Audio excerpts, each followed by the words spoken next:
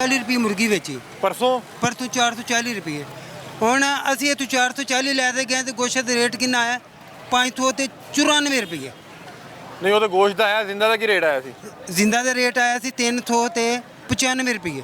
ਤੇ ਜਿਹੜਾ ਤੁਸੀਂ ਇੱਥੋਂ 440 ਰੁਪਏ ਲੈ ਇਹ ਗਏ 440 ਲੈ ਤੇ ਗਏ ਉੱਥੇ ਜਾ ਕੇ ਜੇ ਅਸੀਂ 2 ਰੁਪਏ ਵੱਧ ਵੀ ਰੇਟ ਲਾਉਂਦੇ ਸੀ ਨਾ ਉਸੇ ਟਾਈਮ ਜਿਸ ਰੇਟ ਫੜ ਤੇ ਲੈ ਜਾਂਦਾ ਸੀ। ਤੇ ਹੁਣ ਇਹ ਜਿਹੜਾ ਮਾਲ ਦੱਸੋ ਤੁਸੀਂ ਇੱਥੋਂ 440 ਲਿਆ ਉੱਥੇ ਜਾ ਕੇ ਤੁਸੀਂ 395 ਵੇਚਣਾ ਹੈ। ਅਸੀਂ ਉੱਥੇ 595 ਵੇਚਣਾ ਜਿਹੜਾ 595 ਨਹੀਂ ਹੈ ਉਹ ਨਾ 595 ਤੇ ਗੋਸ਼ਤ ਵੇਚਣਾ ਨਾ। ਹਾਂਜੀ। ਇੱਥੋਂ ਗੋਸ਼ਤ ਥੋੜਾ ਲੈ ਕੇ ਜਾ ਰਹੇ ਹੋ। ਇੱਥੇ ਅਸੀਂ ਜ਼ਿੰਦਾ ਇੱਥੋਂ ਲੈਤੇ ਜ਼ਿੰਦਾ ਲੈ ਗਏ ਹੋ। ਜ਼ਿੰਦਾ ਲੈਤੇ ਗਏ ਜ਼ਿੰਦਾ 440 ਲੈ ਗਏ ਹੋ। ਨਹੀਂ 440 ਰੁਪਏ। ਤੇ ਉਹ ਜ਼ਿੰਦਾ ਉੱਥੇ ਜਾ ਕੇ ਕਿੰਨਾ ਵੇਚਣਾ ਹੈ? ਜ਼ਿੰਦਾ ਉੱਥੇ ਅਸੀਂ ਨਹੀਂ ਵੇਚਦੇ ਅਸੀਂ ਉੱਥੇ ਵੇਚਨੇ ਆ ਗੋਸ਼ਤ ਲੇਕਿਨ ਲੋਕਾਂ ਨੂੰ ਸਮਝ ਨਹੀਂ ਨਾ ਹੈਗੀ ਲੋਕਾਂ ਨੂੰ ਇਹ ਲੱਗੇਗਾ 440 ਲੈ ਅਸੀਂ ਕੇ ਜ਼ਿੰਦਾ ਫਿਰ ਉਹਨਾਂ ਨੂੰ ਦੇਣਾ ਨਹੀਂ ਹੈ ਜੇ ਅਸੀਂ ਉਹਨਾਂ ਨੂੰ ਜ਼ਿੰਦਾ ਦਿੱਤਾ ਤੇ ਉਹ 50 रुपए नुकसान है किलो वो 50 रुपये किलो मगर वो नुकसान है ਅਸੀਂ ਫਿਰ ਉਹ ਦੇ ਨਹੀਂ ਸਕਦੇ। नाज़रीन ये बता ये रहे हैं मैं आपको बताता हूँ कि ये उस तरह से बता नहीं पा रहे ये बता ये रहे हैं कि कल की बात बता रहे हैं कब की बात बता रहे परसों की बात हैं परसों की बात बता रहे हैं कि यहाँ से जो जिंदा वेट किया जाता है जानवर का वो 440 रुपये किलो के हिसाब से उन्होंने ख़रीदा और जब ये अपनी दुकान पे लेके गए तो वहाँ पे जो सरकारी रेट जिंदा का आया हुआ था वो 395 रुपये किलो आया था मतलब कि 45 रुपये किलो के पीछे नुकसान।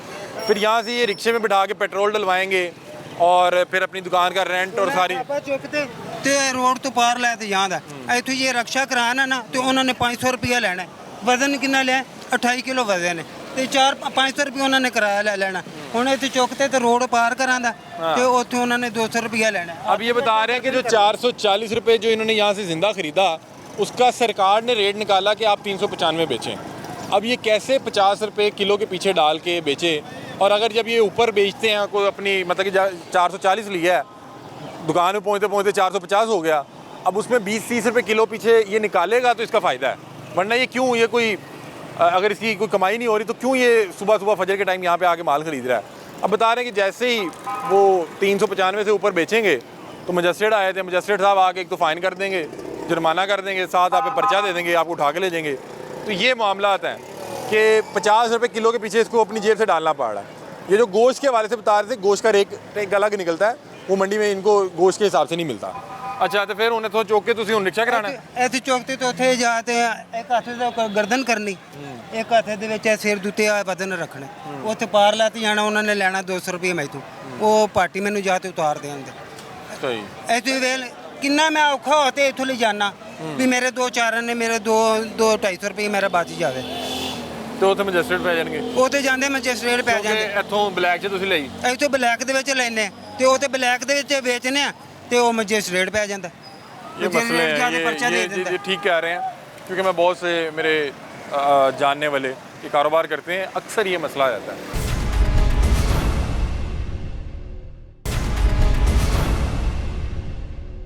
वेलकम बैक नाज़रीन इस वक्त टलेंटल मार्केट में मौजूद हैं और इस मार्केट के हवाले से हर शख्स में ये तासुर पाया जाता है कि यहाँ से पूरे लाहौर में मुर्दार गोश्त भी तकसीम किया जाता है। हमारे साथ सलमान भी मौजूद हैं और इनसे आज जानते हैं कि क्या वाक़तन इस मार्केट में जो मुर्दार गोश्त है उसका कारोबार किया जाता है, अगर नहीं किया जाता तो किस तरह से उसको कंट्रोल किया गया, मामलत क्या है। सलमान भाई से बातचीत करते हैं। अस्सलाम वालेकुम। जी वालेकुम सलाम। सलमान भाई कैसे हैं आप, खैरियत से? जी अल्लाह का फजल। सलमान भाई सबसे पहले बताएं क्योंकि बतौर शहरी मुझे लगता है कि हम लोग इतने अच्छे लोग हैं कि मुझे लगता है कि यहाँ पे जितना ये मुर्गी का कारोबार है तो यहाँ पे ज़रूर मुर्दार गोश्त का भी कारोबार होता होगा। क्या इधर वाक़तन इस मार्केट से मुर्दा जो मुर्गी हैं वो लाहौर में तकसीम की गई? भाईजान जो बयान दे रहे हैं कि साढ़े कारोबार से असरअंदाज होंगे करोड़ा रुपया लेना लोगों को। अच्छा आप यहाँ मुकामी कारोबार है?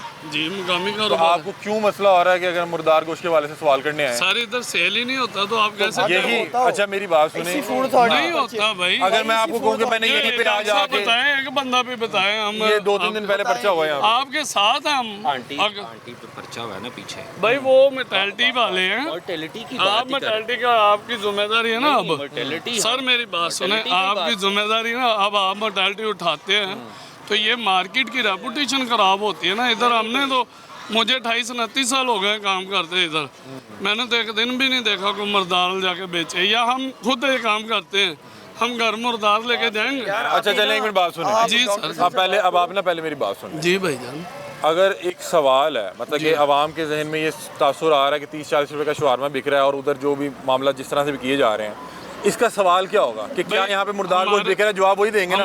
सवाल क्या करूँ कि नहीं यहाँ पे बिक भी नहीं रहा और बाकी ये बताएंगे, क्या इस तरह होगा? भाई हमने तो कहीं अब भी आपका नहीं सवाल क्या होगा? दिखा के कहीं 30 आप मेरे 40 साथ रुपए। चलें, आप मेरे साथ चलें, आपको मैं कट्टा मरा हुआ खिलाता हूँ।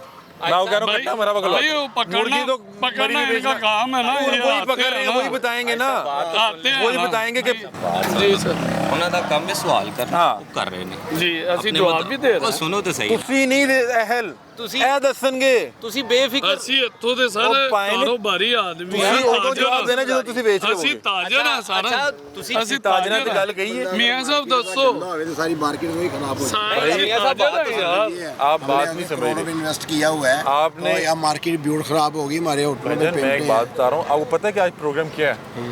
आपको पता है प्रोग्राम क्या है? क्या मैं प्रॉब्लम? आपको बताता हूँ। प्रोग्राम का ही नहीं पता। सर, अब आपको पता है एक आप बजाय के मैं चीज आप- पता नहीं थी, आप मैं बीच में आपको एंटर हो गए। बताता हूँ, आप भाई भाई आप नहीं, छोटे पहले आप मेरी बात सुनो। सुनो मेरी। आपको एक चीज पता नहीं, आप बीच में आगे आप रोक भी नहीं सकते, आप रोक ही नहीं ऐसे सकते। बना नहीं आप सकते। रोक ही नहीं सकते। नहीं, नहीं। आप रोक ही नहीं सकते। देखे ना मैं बुला लूं पुलिस को यार, पुलिस भी आ जाएगी, हमारा मौक़िफ़ एक ही है।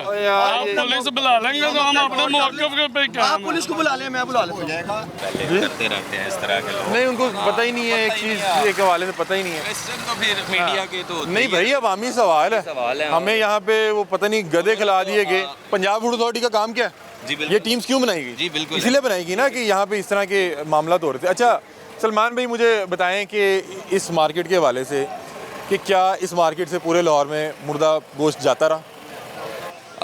मैं आपको बताता हूँ, इसमें जो ट्रांसपोर्टेशन होती है बर्ड्स की, और एक्सट्रीम वेदर्स में बहुत ज़्यादा गर्मी हो जाए, बहुत ज़्यादा सर्दी हो जाए, तो ये बर्ड ट्रांसपोर्टेशन के दौरान उसकी डेथ हो जाती है कुछ बर्ड्स की। फॉर एग्ज़ाम्पल 5000 kg है और उसमें कोई 3000 बर्ड्स हैं, तो बीच में से 10-15 की डेथ जो है वो एक नॉर्मल है, हाँ, एक एवरेज। एवरेज है उसकी। ठीक है। तो उसमें ये पहले ये होता था आज से पहले तक कि वो कुछ एनिमल्स की फीड के लिए ले जाते थे, और कुछ जो फीड के तौर पे बर्ड्स की फीड में यूज़ होता है वो वाली फैक्ट्रीज़ ले जा रही थी। लेकिन हमारे और उसमें ये भी चांसेस थे कि 1% 2% जो है कि वो फूड में यूजेज आ सकता है। मतलब कि कोई बंदा अपना ईमान बेचते, अब उसको आप रोक तो नहीं सकते। जी बिल्कुल ऐसे ही। और आवाम में भी एक, लोगों में भी एक परसेप्शन थी कि शायद वो यूज़ हो रहा है, और उसके कुछ शवाहिद भी कुछ हद तक जो है को एक सेगमेंट बड़ा माइनर सा है वो उसमें इन्वॉल्व भी था। तो हमने, लेकिन मार्केट में कोई इसका कोई वो को इस तरह से काम नहीं था और वो लोग कर रहे थे। लेकिन हमारे लिए वो बड़ा मुश्किल था कि वो कहाँ जा रहा है, कैसे, किधर आगे, कहीं ह्यूमन यूज़ में तो नहीं, कंजप्शन में तो नहीं हो रहा वो यूज़, फूड के तौर पे इस्तेमाल ना फूड के करवा तौर दे पे कोई। इस्तेमाल तो नहीं हो रहा।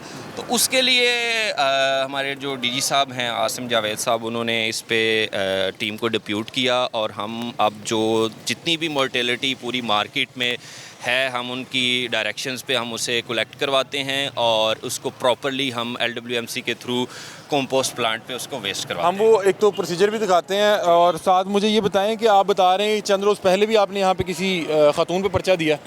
जी बिल्कुल। हम चूँकि इधर रूटीन के साथ मोर्टेलिटी जो डेड बर्ड्स हैं उनको कलेक्ट करवा के डिस्कार्ड कराते हैं, तो वो एक ग्रोथ था जो अपने बच्चों के साथ एक खातून मिल के एक शटर में वो डेड बर्ड्स को कलेक्ट कर रही थी, और जब हमने उसे इंटरसेप्ट किया और उसको हमने जब उस पर रेकी की, तो हमने उसको 2-3 दिन की रेकी के बाद हमने देखा ये किस तरह छुप छुपा के उसको कर रहे थे। फिर कितने बर्ड से डेड? वो अप्रॉक्सीमेटली 1000 kg के करीब था।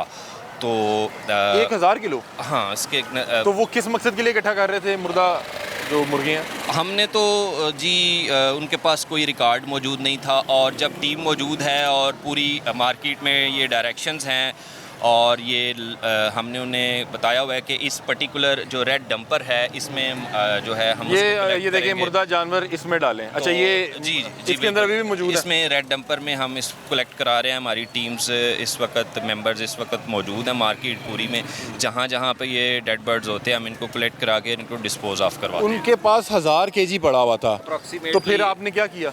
हमने उसे जो है उसको डिस्कार्ड करवाया फौरी तौर पे, और उस खातून पे और जो उसके साथ इन्वॉल्व थे लोग, उन पे हमने उन पे FIR दी।